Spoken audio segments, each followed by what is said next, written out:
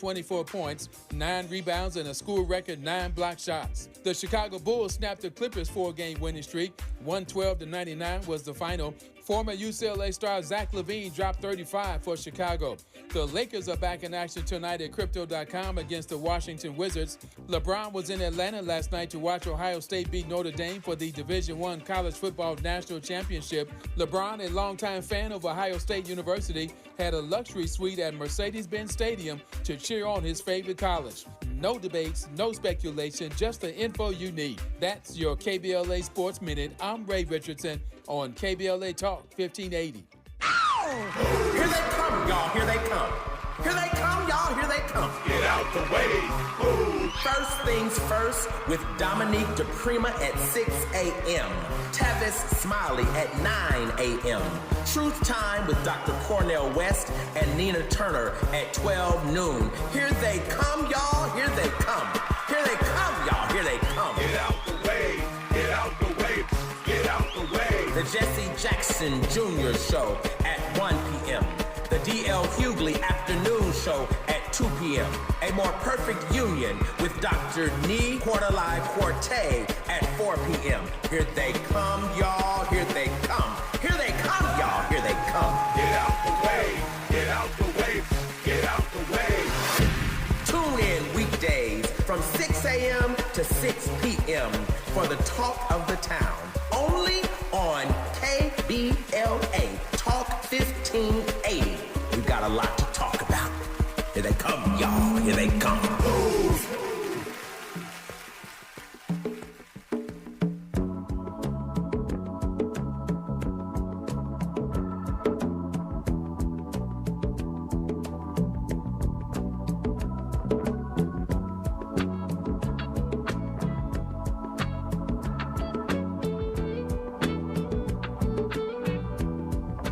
Though you may not drive a great big Cadillac,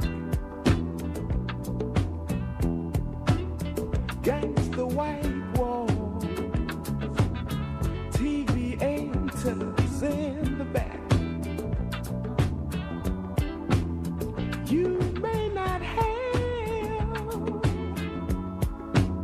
a car at all, but remember, brothers and sisters, you can still stand tall. Just be thankful. I'm Tavis Smiley. Delighted to have you with us in this hour. And as promised in this hour, two conversations on the B side, the backside of this hour, a conversation with Democratic Socialist and the former head of Trans-Africa Forum, Bill Fletcher Jr., about Donald Trump and black folk in the diaspora. And speaking of black folk in the diaspora, I am honored now to be joined once again in conversation with Dr. Julius Garvey, son of Marcus Garvey, and Howard University law professor Justin Hansford, to talk about the success of the decades-long fight for clemency and exoneration of the freedom fighter and Pan-Africanist visionary, granted now by former President Joe Biden in the hours before he left the White House. Dr. Garvey, good to have you back on this program today, sir. How are you, my friend? I'm fine, thank you. And it's good to be back, Tavis. It's good to hear you. Good to hear you. And Professor, how are you, sir? I'm doing good. Good to be here. Good to have you on. Let me start by saying congratulations. As I mentioned a moment ago, I know it has been a decades-long fight, and I was actually stunned. I'm not going to lie about this. I was stunned when I saw just the, and maybe stunned is too strong a word. I was heartened. Let me just change my word. I was heartened when I saw all the coverage of this story. I did not know that Joe Biden pardoning Marcus Garvey would resonate in the way that it did. But the story just, I mean, it was everywhere. And again, the pardon story was a big story to begin with, but I was just heartened by all the coverage the former president's pardoning of Marcus Garvey received. How did you read it, Dr. Garvey? Well, it was welcome. I wish he didn't wait until the last minute, and we had more of a news cycle before the new president came in. Yeah. But you're right. It was received enthusiastically by the African community worldwide. in the United States. As a matter of fact, I'm here now in Jamaica as we speak, and we have been on the media here, radio, et cetera, with many, many interviews. So it's resonating all across the world, and we're very pleased with that. As you know, we had attempted to get this from President Obama back in 2016, but he didn't see fit to do it. So we're pleased that, President Joe Biden has been able to do this, even though it's at the last minute, and the timing is a little bit inconvenient. But, we're very, very happy. We're very enthusiastic. And I think, as you mentioned, it has given new life, shall we say, to the recognition of the work and the legacy of Marcus Garvey. You said a couple of things, Dr. Garvey, I want to get you to expound on, and then we'll bring Professor Hansford into this conversation as well. You went there, so I want to follow you. How do you read that it took Joe Biden to pardon your father? He did wait to the last minute, but he only had one term. Barack Obama had 8 years and did not decide to pardon Marcus Garvey. Now that Joe Biden has done it and Obama didn't, how do you process that? How do you see Barack Obama in hindsight? Well, I can't read his mind, but we sort of gave him what we thought was the best opportunity, which was towards the end of his second term, where, there wouldn't be any specific political backlash for him. And he should have understood, being the first black president, that he stood on the shoulders of all those who have gone before him, such as Martin Luther King, such as Malcolm X, such as Marcus Garvey. He certainly knows the history of the United States.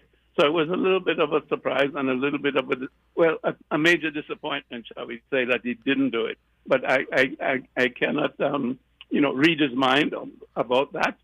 Clearly, he weighed his own political options, and that's a decision that he made, and I'm sure he's living with that. But again, we're very pleased that, Joe Biden, saw fit to do it. Again, even though he waited to the last minute, and it may be easier for him because he's sort of fading off the scene politically.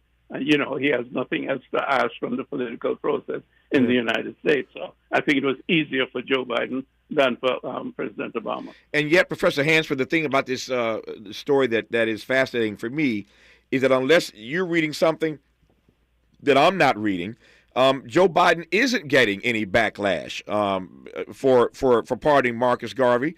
I don't know that Barack Obama would have either, but am I misreading something, Professor Hansford?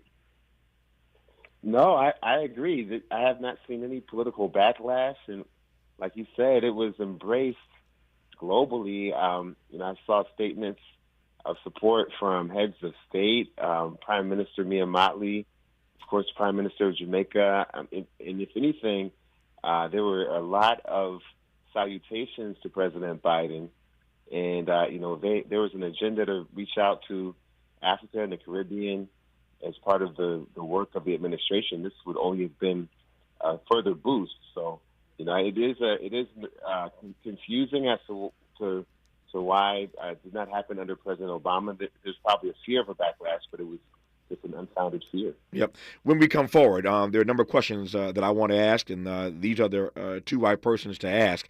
One, let me start with this. If you don't know the backstory to why they wanted a pardon for Marcus Garvey, we'll let Dr. Julius Garvey, son of Marcus, tell you that story. And then we'll talk about why it was so important to Dr. Garvey and the family of Marcus Garvey for someone at some point, as Joe Biden has finally done, to pardon Marcus Garvey. And then we'll talk about the struggle, the journey to make all of this happen. We'll do that when we come forward with Dr. Julius Garvey, son of Marcus, and Professor Justin Hansford, who you're listening to right now on Tavis Smiley. Hope, agency, dignity. This is Tavis Smiley. Can you dig it? Come on! Cashback is not available on gas in New Jersey and Wisconsin. Hey, good morning. You're heading to the airport, right? Yep, thanks for checking. I like the car. How long have you been a rideshare driver? About 3 years now, but I really enjoy it. Isn't it hard to make money these days with the price of gas being so high? Not for me. I use Upside, the free app that gives you cash back for every gallon of gas you buy. Wait a minute. Are you saying you actually get real money back when you get gas with the Upside app? Yep, I get real cash back every time I get gas. Does that actually add up to anything? I'll make a around $200 to $300. Wow, that's serious extra cash. I'm downloading the Upside app now. Download the free Upside app now to earn real cash back every time you buy gas. Use promo code MOTOR for an extra 25 cents a gallon bonus on your first tank. You can cash out anytime right to your bank account, PayPal, or a gift card for Amazon and other brands. Just download the free Upside app and use promo code MOTOR for a 25 cents a gallon bonus on your first tank. That's code MOTOR. Make a move into a home of your own. With City National Bank's Ladder Up Home Loan Grant, you could receive up to $20,000 that you never need to pay back. Use it toward your down payment, save on closing costs, or to buy down your mortgage rate. Find out more at cnb.com/ladderuphome. City National, here for every stage of the journey. Property must be in a qualifying market in California, New York, or New Jersey. Additional terms and conditions apply. Not all applicants will qualify. Terms are subject to change without notice. City National Bank is an equal housing lender. Member FDIC. NMLS number 536994. My mother faced the same challenges that I had growing up. She was smoking, so I started smoking too. My mom got sick. Seeing her on a breathing machine, I had to open my eyes. Do I want to be another product of my environment or help change the world? Keenan ended the cycle of nicotine addiction in his family. You can too. For free support, text KICK Nicotine to 66819 today. Sometimes I struggle to get to sleep. My body stopped for the day, but my mind is still running. So I take ZzzQuil. ZzzQuil, the world's #1 sleep aid brand, has a range of non-habit-forming products to fit you and your family's needs. Invest in a great night's sleep for the best you tomorrow. I'm awake and ready to take on anything. Better days start with ZzzQuil nights. Explore our products at ZzzQuil.com. Use as directed. Keep out of reach of children. As a mom, comforting my family is what I do best. Vicks Vapor Stick provides soothing, non-medicated Vicks vapors in an easy-to-apply stick, and it dries fast, so there's no mess. I use it to comfort myself and my family. Thanks, Mom. Vicks Vapo Stick, soothing comfort for the whole family. And when you need more comfort for yourself, try Vicks Vapo Shower Max for steamy Vicks vapors. Use as directed. Vapo Stick for use ages 4 and up. Vapo Shower Max use for adults only. My mom has decided to learn to paint, and she's good. My dad's now into creative cuisine, and I've already put on 6 pounds. Learning new things comes with age. My mom, she started forgetting my name and what we're talking about. Forgetting well-known things doesn't. Memory loss may be a sign of Alzheimer's disease. Early detection gives you and your loved one time to plan for the future. Learn the warning signs of Alzheimer's at 10signs.org. Brought to you by the Alzheimer's Association and the Ad Council. Made fresh daily in the Mert Park, Los Angeles, California. You're listening to Tavis Smiley. Tavis Smiley and Dr. Julius Garvey, son of Marcus Garvey, who was pardoned in the waning hours of his time in the White House by President Joe Biden, former President Joe Biden now. Pleased to have Dr. Garvey back on this program along with Howard University law professor Justin Hansford. Professor Hansford, let me come to you first, and we'll work our way backwards in a moment here. So what is it that specifically Joe Biden pardoned Marcus Garvey for? Yes, so first of all, I do want to say that this was a situation in which it was acknowledged that what happened was an injustice. And I know there's a lot of conversation about a pardon versus exonerating him. You know, he was innocent. Garvey was innocent of this charge of mail fraud. And essentially it boils down to arguing that creating the Black Star Line and, having that organization, which is really one of the first instances of social entrepreneurship in American history. The idea that the organization itself was a fraud, and therefore advertising for it using the mails was mail fraud, is really what was behind the entire framing of Marcus Garvey in trying to undermine his life's work and saying that it was in actuality a Ponzi scheme. That was wrong. Historians have proven it's wrong. I looked at it from a legal perspective, just to show that side as well. And it's important that people know that there is no way for a president to issue an exoneration. Like there's no exoneration power. There's a pardon power. Mm-hmm. In the pardon, what he did was they said specifically this was an injustice, and acknowledged that the trial itself was an injustice. Therefore, effectively, he was exonerated. So I know that's something that people have been confused about. I just wanted to make sure everybody knew the truth here. No, I'm glad you went there. Let me stay with that for just a second, because there's something there. It is true that there are a number of persons that Joe Biden pardoned. For that matter, Donald Trump yesterday pardoned all those January 6th insurrectionists. What they did was wrong. What they did was illegal. What they did was a crime. And what Donald Trump did was to pardon them for the crime that they committed. Not unlike other presidents who have pardoned people for crimes they had committed. Had my friend Jesse Jackson Jr., he acknowledged he made a mistake.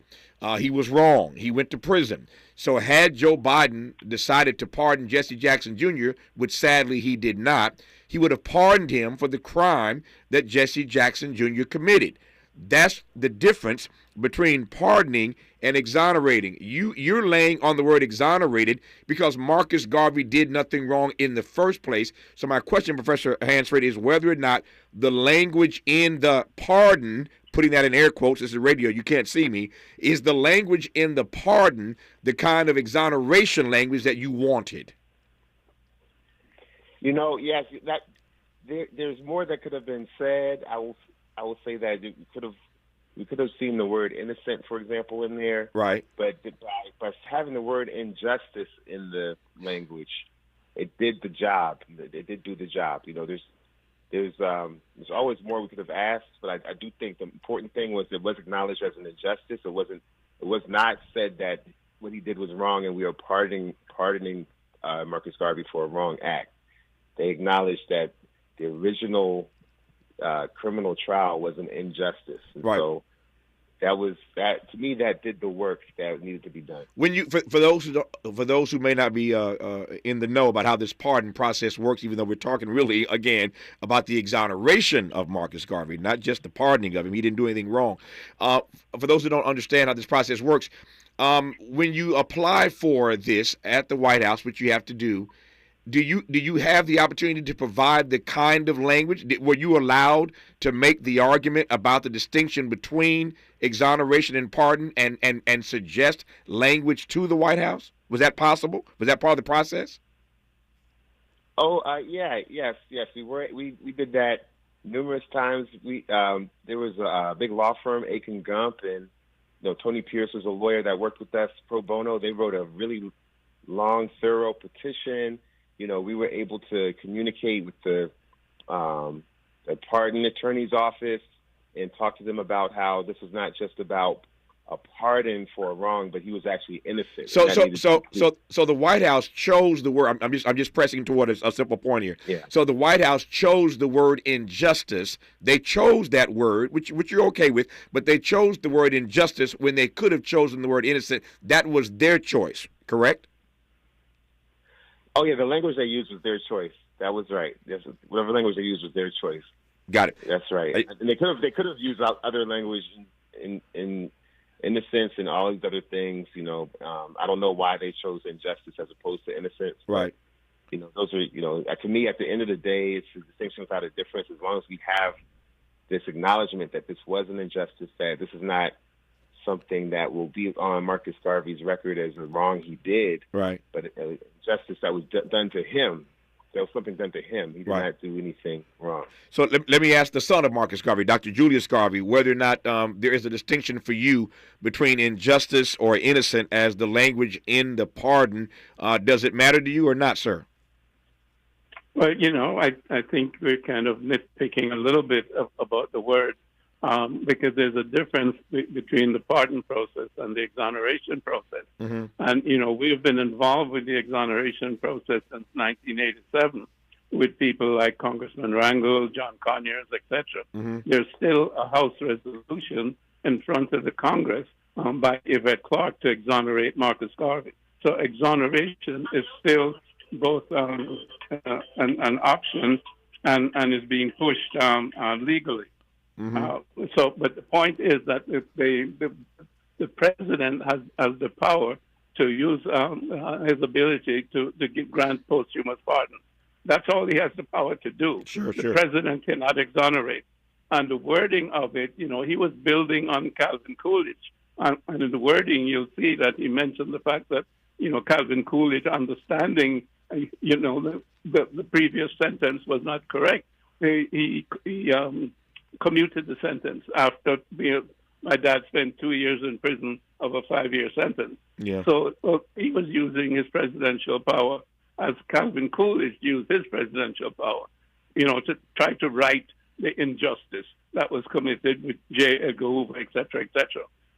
So it has a limited effect, but I think that coming from Biden, stimulates all the people who have been working on the exoneration, on the pardon process to continue the work because the work continues. So the name needs to be cleared. I mean, he was charged and committed in the Southern District Court of New York. So the record has to be expunged there. So there's still a lot of work to do. Yep. Let me ask you, and I'm almost hesitant to ask this question, given that the moment that we find ourselves in. We're in the era of Donald Trump 2.0.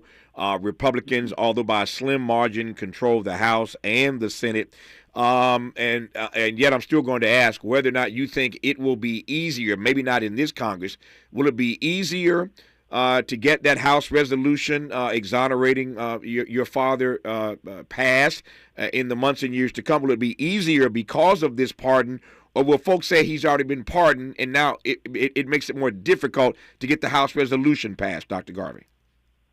I think it will be easier, but of course the situation is unreliable or unstable, meaning that, our new president is someone that acts very much on spur of the moment and is not entirely predictable.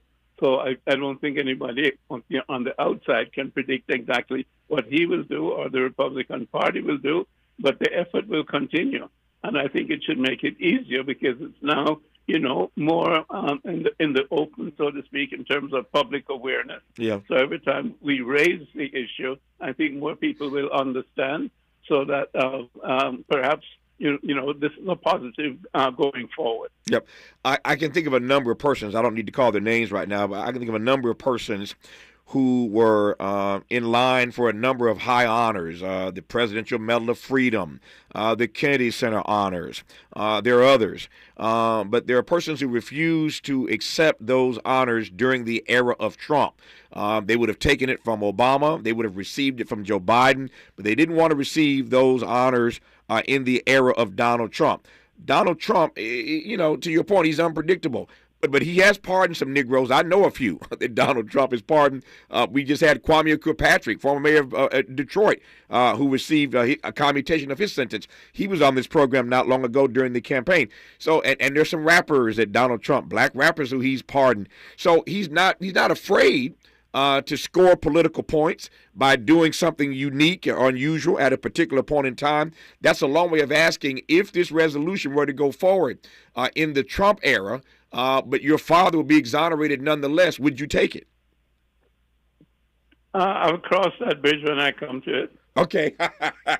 I'll be unpredictable, just like our current president. I love it, Dr. Garvey. That's why you're Julius Garvey, son of Marcus. You handled that. You handled that question brilliantly. I mean, absolutely brilliant. Let me. Oh, you're making me laugh even. Let me ask why this journey has been so important to you. I ask that question not out of any naivete. This is your father, after all. I understand that. But why has it been so important for you to spend your lifetime fighting for this? Well, it's important for all African people, because it's not an isolated effort. It's not simply about Marcus Garvey. It's about social justice. It's about human rights. And, Marcus Garvey is not the only one that has been targeted. As with J. Edgar Hoover, as you know, that was the beginning of COINTELPRO. That affected people like Malcolm X, Martin Luther King, the Panthers. And it's a worldwide situation. America is hegemonic in the world, and there have been all kinds of regime change all over the world. So these things have to be made known, and people have to realize that we're up against a system. I think that's one of the things that my dad brought to the forefront. That it's a global system that we're fighting against for our own, liberty and our own identity as human beings with a specific history and culture. So we have to understand that we're a global people. We have to unite globally, and therefore the fight has to be waged at that level. So when we fight for Marcus Garvey, we're fighting for the people that he represented. As you know, the UNIA, Universal Negro Improvement Association, was basically an African government in exile. Mm-hmm. And as you know, he had, more than 6 million members. It's the largest, black member-based organization in the diaspora ever. So we have to appreciate the importance of that. He made presentations to the League of Nations, et cetera, et cetera. And, we have to carry that message forward in terms of a vision, for Africa itself, in terms of the battle against neocolonialism, in terms of the Caribbean. Same thing. In the Caribbean, you're not just in somebody's backyard. You're free, independent people that you need to chart your own course in terms of, how you see your own destiny. And the same thing here in the United States. We need to have our own legitimate, communities that are self-sufficient. This is one of the battles that was being fought in the 20s. And, right now our communities are still in disarray. We need to fight for that, through justice and through, inclusion in terms of the equity in the country itself. But we have not achieved that, so the fight continues. It does indeed. The struggle continues. Professor Hansford, I got a minute or so left. I'll give you the last word here. What has been your personal takeaway? This is a huge success that you helped the Garvey family wage. What is your personal takeaway, you and others, I should mention? You mentioned Aiken Gump earlier, so I know your humility won't allow you to say it was just you. I get that. But in 60 seconds, what is the primary takeaway for you? For black folk fighting fights until they win. A friend of mine wrote a book years ago and said, it's never over until I win. The fight ain't over until I win. What's your takeaway from this victory of a long-standing fight? Well, two of them. Number one, just hope. I mean, there are so many people who told me, the U.S. will never give a pardon to Marcus Garvey. He was a militant. He was a radical. What he stood for, the U.S. government would never acknowledge the wrong they did to him, and we followed that statement by Mandela. Right, it's always impossible until it's done. That's right. So we're in a really long odd situation, but we stuck to it. And Dr. Garvey is the one really I look to, having worked on it for 40 years, 50 years, maybe 60 years or something like that. So. Yeah. That's determination, just inspiring. And Marcus Garvey always said, "Look for me in a whirlwind or a storm." And this is a whirlwind or a storm that we are experiencing in America, and we need to look to him. I mean, the way that people responded to the exoneration, it's a time that we should look to Pan-Africanism. We should look to entrepreneurship. We should look to pride, because I think that's going to help us the next 4 years. No, we are in a whirlwind. That is an understatement. We are in a whirlwind. Look for Marcus Garvey in the storm. I thank Professor Justin Hansford, and I thank the son of Marcus, Dr. Julius Garvey, for this conversation. Dr. Garvey, congratulations, my friend. I'm so proud of you. Thank you so much. It's been my pleasure, too. Talking to you once again. I appreciate the opportunity. More of Tavis Smiley when we come forward. What's your quarrel with the world? You're listening to Tavis Smiley. Stirring fiber, exercising, frequent trips to the store for more laxatives and fiber. Sounds like your constipation with belly pain is a lot to manage. But if your symptoms that keep coming back are signs of irritable bowel syndrome with constipation or IBS-C, ask your doctor how Linzess can help you get ahead of it.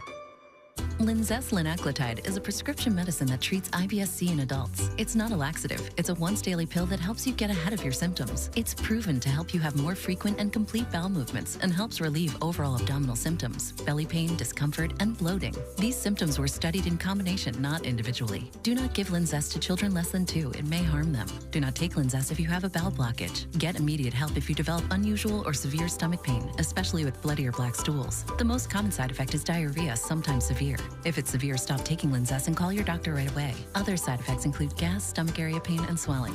Learn more at linzess.com or call 1-800-LINZESS.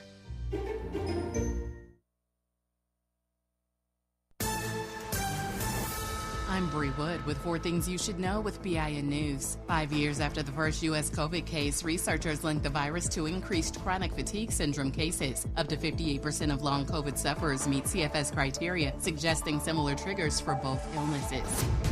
At the Liberty Ball, President Trump stated the Republican Party opposes men and women's sports and transgender operations for everyone. He called the Republican Party the party of common sense.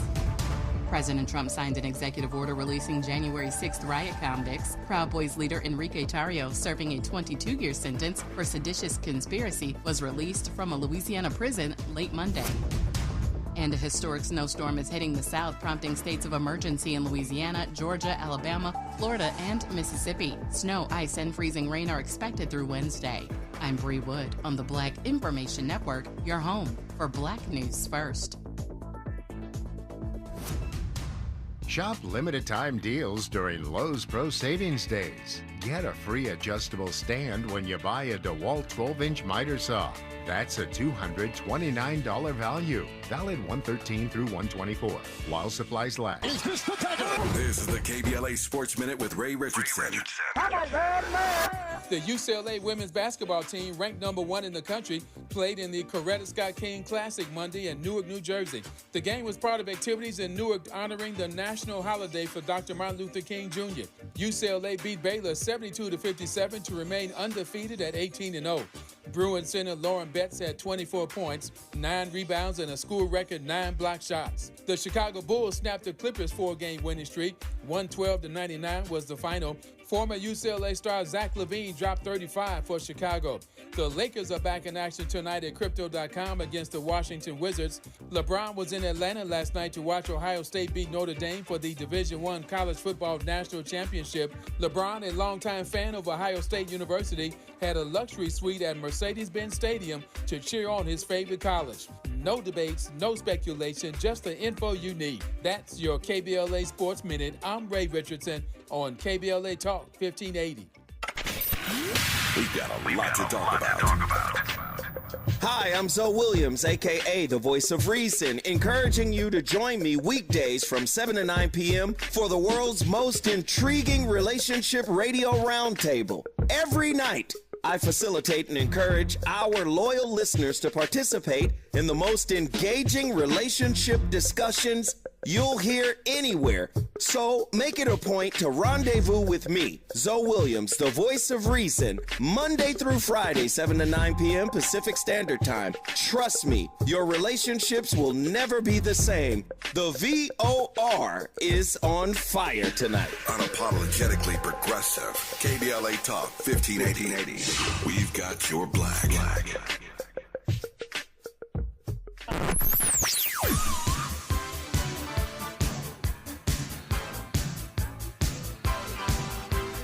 This is KBLA Talk 1580. Talk radio. That's music to your ears. We're unapologetically progressive. KBLA Talk 1580.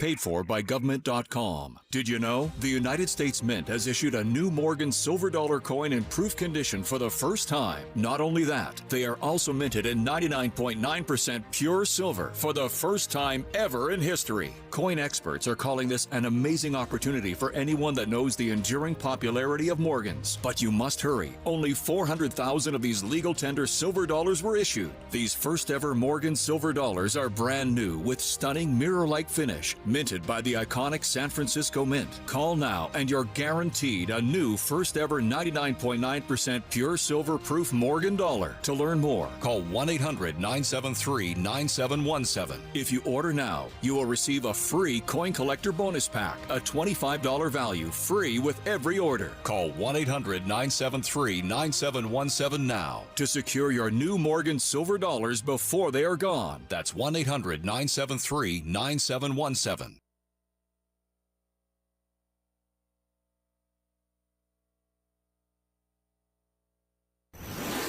Let's get back to more of this rich dialogue with Tavis Smiley. What an amazing conversation with Dr. Julius Garvey, the son of Marcus Garvey, just moments ago. I enjoyed that immensely and learned a great deal in that conversation. I hope you did as well, about the distinction between a pardon and an exoneration. But we thank Dr. Julius Garvey for giving us time to celebrate Joe Biden's pardoning of his father on his in his last few minutes in the White House. You heard Dr. Garvey say he wished it had happened a little sooner, so the news cycle would be a bit more extended before Trump sucked all the oxygen out of the room. But nonetheless, the Garvey family got what they had been fighting for 40, 50, 60 years, and the struggle continues to see if this House resolution can get passed, exonerating his father and not just pardoning his father. With that, I bring into conversation Bill Fletcher Jr., former president of Trans-Africa Forum, for a conversation about a few things. First of all, Bill, Happy New Year. My first time talking to you. How are you, sir? I'm not too bad. I'm really glad to be back on. I've been looking forward to this discussion. It's good to hear your voice. Let me start with this, and then we'll jump from there. You heard me say we just talked to Dr. Julius Garvey about the pardon that Joe Biden gave to his father the other day. Broadly speaking, and we'll push forward from here. But broadly speaking, what's your sense of what we can expect? Dr. Garvey teed this up for you, so he was your opening act, as it were. He teed this up nicely for you. I want you to take it a step further. What's your sense in the next 4 years? What's your sense of the relationship, the awkward dance that black folk in the diaspora are going to do with Donald Trump, or he with them? We recall the last time around, he called certain African countries S-hole countries.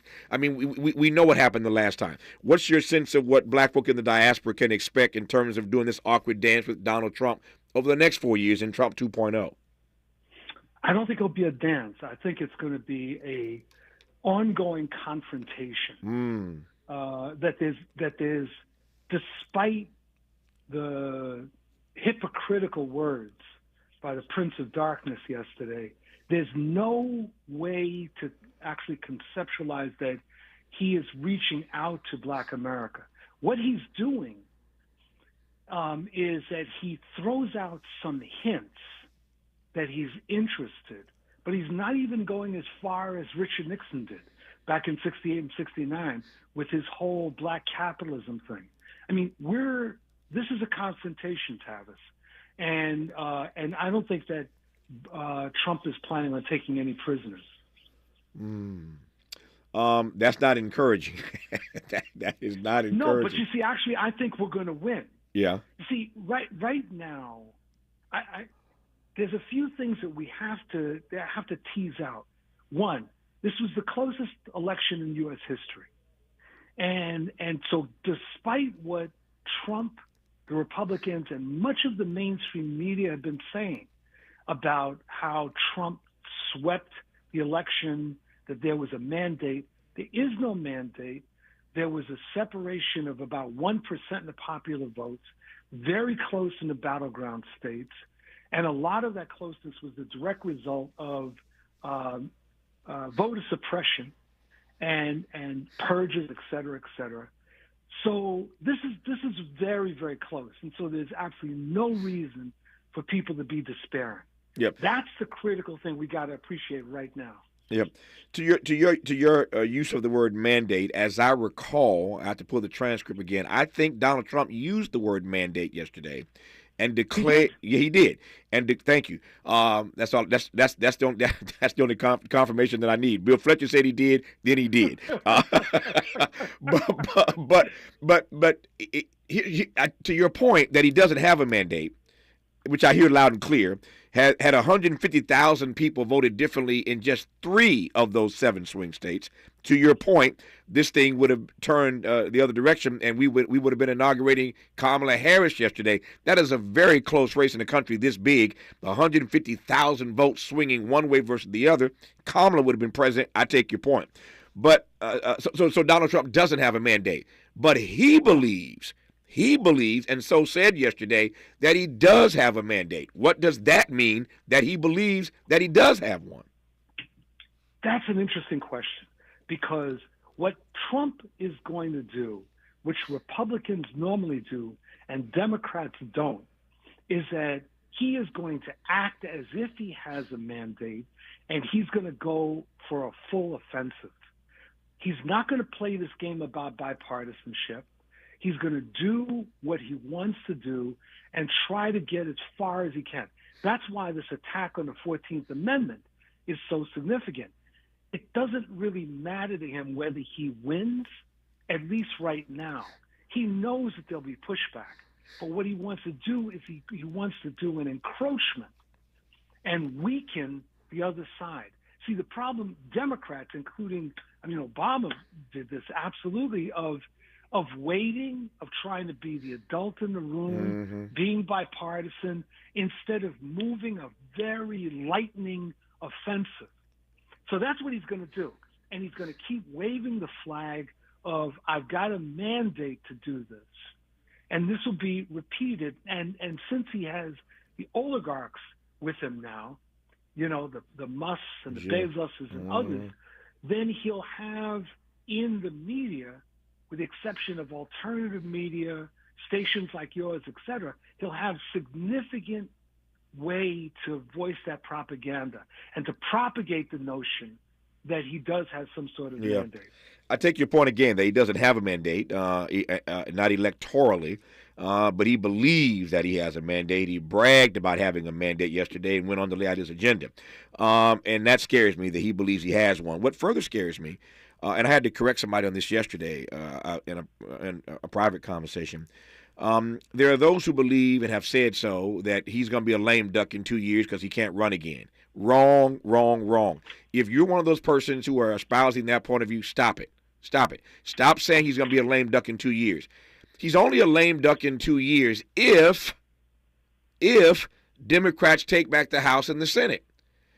If Republicans retain control of the House and the Senate, he ain't no lame duck in 2 years. He has a full 4 years to run his agenda. So stop that nonsense. He's a lame duck, and people are grasping at straws, trying to, like a drowning man grasping at straws, trying to hold on to anything. I ain't mad at you, but he is not, Bill, going to be a lame duck in 2 years. He will have a full 4 years to run his agenda unless Democrats take back the House and the Senate. Do you agree? 150%, Tavis, but I would actually add to that something scary. You say 4 years. Yeah, I know you're going. I know where you're going. I mean? I know where you're going. First of all, there may not be an election in 4 years, but the other part of it is that he has been hinting that he should be entitled to a second term. That, in other words, being broken, the fact that he had a term from 2017 to 2020 should not count towards him not having the opportunity of a second term.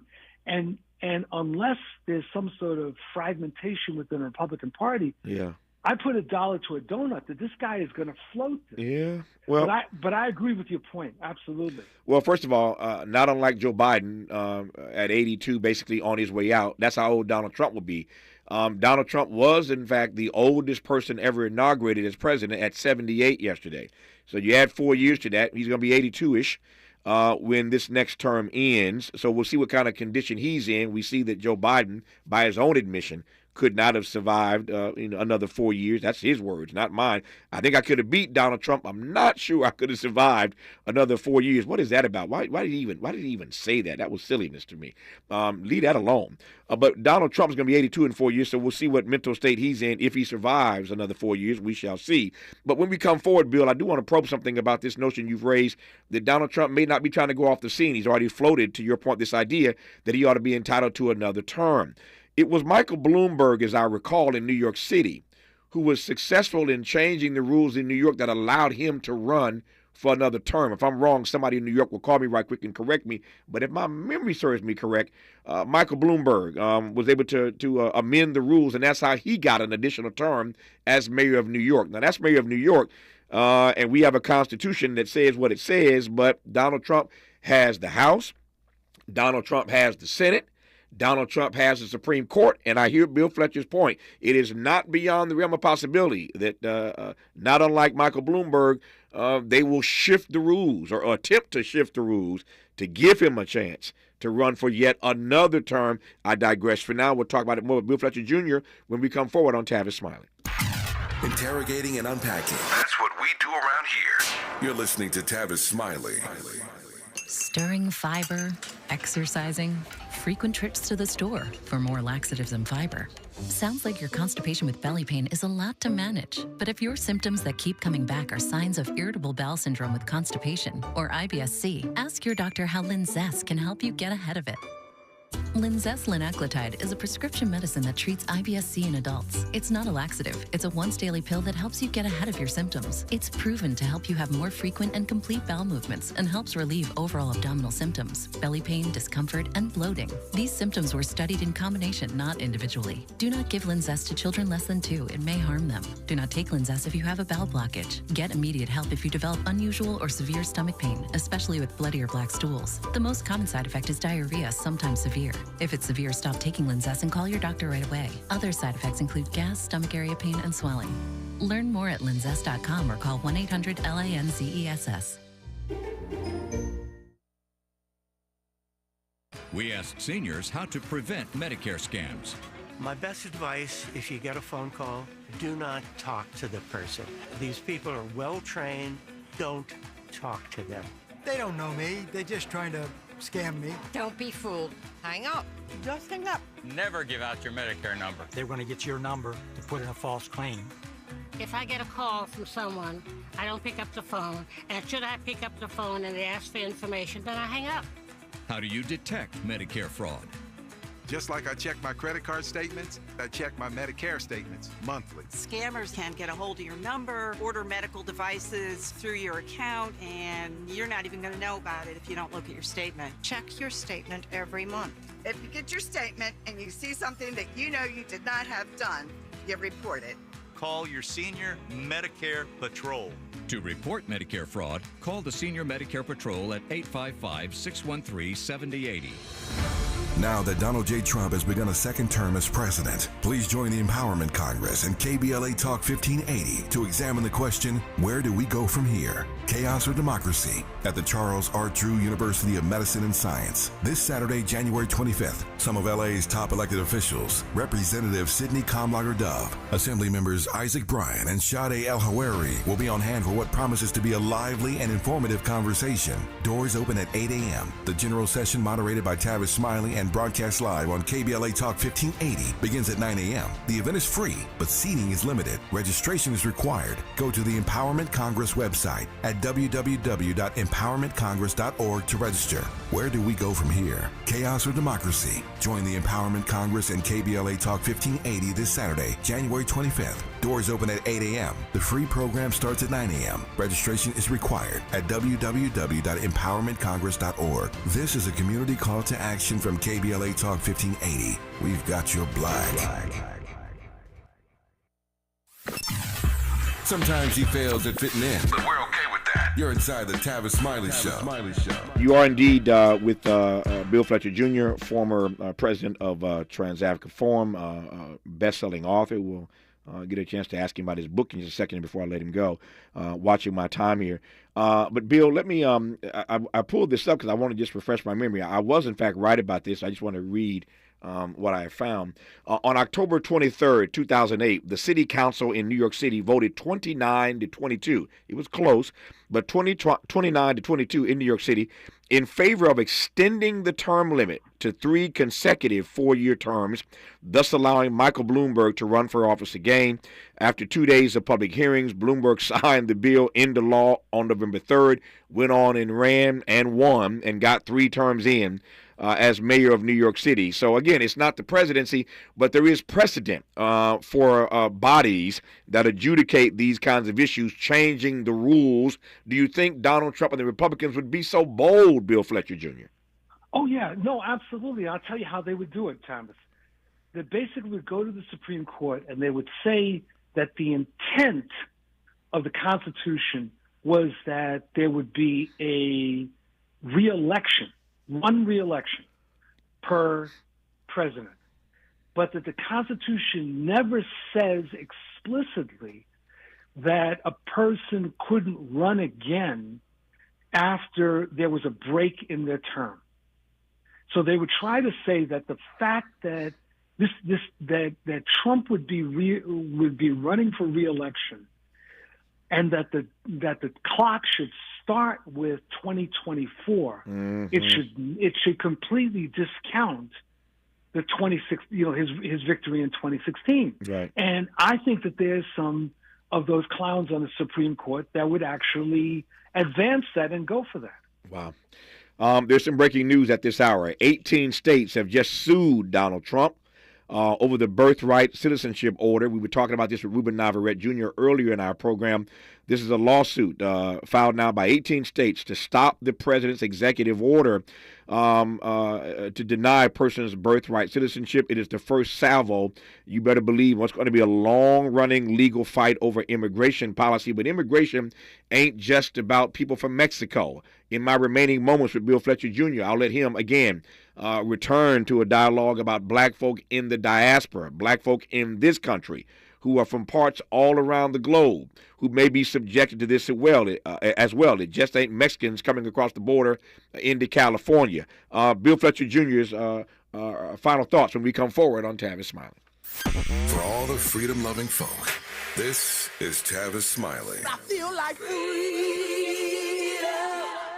Robinhood Gold members can now enjoy the VIP treatment, receiving a 3% IRA match on annual retirement contributions. With Robinhood Gold, the perks of the high net worth are now available for any net worth. The new gold standard is here with Robinhood Gold. To receive a 3% boost on annual IRA contributions, sign up at Robinhood.com/gold. Investing involves risk. 3% match requires Robinhood Gold $5 a month for 1 year from first match. Must keep funds in IRA for 5 years. Go to Robinhood.com/boost. Robinhood Financial LLC member SIPC. Gold membership is offered by Robinhood Gold LLC.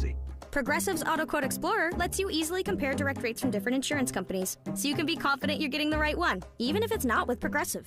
Way more confident than you were when you bought that TV in the parking lot. It just happened to not come in a box or include a remote. And when you finally managed to turn it on, all it displayed was the menu of Grumpy's Tacos. So use Progressive's Auto Quote Explorer and be confident you're getting insurance that's right for you. Progressive Casualty Insurance Company and affiliates. Not available in all states or situations. Prices vary based on how you buy. That was another way I would smoke once an hour. That didn't work either. All that would happen at some point of the day, I would end up doubling up. Other ways that I tried to quit was I stopped buying cigarettes totally. But if I took 3 puffs off of 15 friends, those didn't count because they weren't my cigarettes and they weren't full cigarettes. I went through a lot. Every attempt is part of your story to quit for good. Visit Kick It California today at kickitca.org. If you're like me, 60 and retired, making ends meet, especially here at the supermarket and drugstore, is tough. I'm so blessed to have found benefitscheckup.org. It's a free and confidential website from the National Council on Aging that connected me to $1,200 a year in programs that help pay for food, medicine, utilities, and more. Maybe it can help you. benefitscheckup.org. You know where you want to go in life, and City National Bank can help. City National knows the dedication it takes to build your vision for the future into a reality, and our team is here for you. We have a wide range of options to help, from personal savings accounts to interest-bearing money market savings accounts and more, all designed to help you get where you want to go. City National, here for every stage of the journey. Learn more at cnb.com. City National Bank is a subsidiary of Royal Bank of Canada, member FDIC. Lena Bloom for the Bail Project. Imagine you're stuck in a jail cell and you can't afford bail, and someone offers you a way out. Just plead guilty, and you can go home and kiss your kids goodnight. What do?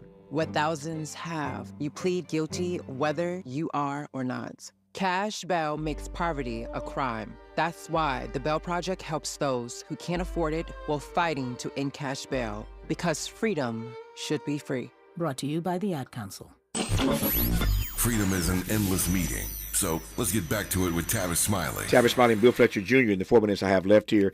Bill, two things I want to cover in 4 minutes. Let's move through this swiftly. Your thoughts on these 18 states suing Trump, the administration, over this birthright citizenship order. And as you well know, this ain't just about Mexicans. There are a bunch of folks who look like you and me in this country who may be subjected to this. That's exactly the point. This is about the 14th Amendment. And the 14th Amendment is about, it was based on us, that is people of African descent who were slaves here, and we were given the fact that we were to be citizens of the United States, being born here. And that has been the law of the land ever since. The aim of this, of the MAGA folks is not simply to block undocumented migrants. They want to move in the direction of ethnic cleansing, Tavis. There's a term that's being used by European fascists that Trump himself started using a few months ago, as did some of his other aides, which was called remigration. Mm-hmm. And the idea is to drive people back to their countries of origin. So this is a combined assault. They want to weaken the 14th Amendment to create a situation where citizenship becomes much more ambiguous in terms of who's eligible for it. And that they want to move a program of ethnic cleansing. That's the reality. That's why people sitting back and saying, well, I'm a good immigrant. I follow the law. I don't have to worry. No, damn it, you're going to have to worry because these folks are after you. Yeah. Period. I'm getting messages, Bill, all over the place. I knew this was going to happen. People are suggesting to me or asking me, so we're going to have Trump versus Obama in 2028? if they change the rules, if Trump can do it again, Obama can come run again. So is it Trump and Obama in 20? That's a joke, but it may not be a joke. Yeah. We shall see. I got 2 minutes left here. Let me ask you again right quick. What do Democratic Socialists do? I've been asking questions of my progressive friends what the resistance looks like for us over the next 4 years. What's the resistance look like for Democratic Socialists over the next 4 years? I think there's a few different things. We have to create enough of an organized force within the Democratic Party that we're really shifting the direction of the party. And that means that we're going to have to really be thinking much more seriously about primaries, and that means building greater levels of organization. So that's one piece. The other piece is that we're going to have to build a lot of struggles. We're going to have to build struggles to defend migrants who are being attacked, struggles around the federal workers who are going to be assaulted in the coming days and weeks, build struggles around the environment, Tavis. So, and let me just make the issue of the environment last. Your city is under attack by the right, as you well know. Yeah. And they're trying to put all the blame on Karen, on the mayor, and on the governor. Yeah, yeah. And on a national level, we need to have a counterattack. We need to have a support California effort in every state that puts pressure on legislatures and says, no, this is not a problem of who is the mayor and who is the governor. This is a problem as a result of the environmental catastrophe, and it falls at the feet of industry. Nope, I couldn't agree more. Because when they find themselves in harm's way, they're going to want that FEMA and federal support as well. It should they not. Always do. Yeah, they always do. It should not be politicized in this way. I take your point, Bill Fletcher. Never enough time with you. I've enjoyed this immensely. Always learn whenever you're on this program. Very quickly, how's the writing? How's the books? The books are going well. I have a manuscript for a third in my murder mystery series, and hopefully, this comes out later this year or early 2026. And when it does, you come back and see me, my friend. I'm looking forward to it. Thanks so much. Thank you for your time. More of Tavis Smiley when we come forward. KBLA 1580 Santa Monica. I'm Bree Wood with 4 things you should know with BIN News. 5 years after the first U.S. COVID case, researchers linked the virus to increased chronic fatigue syndrome cases. Up to 58% of long COVID sufferers meet CFS criteria.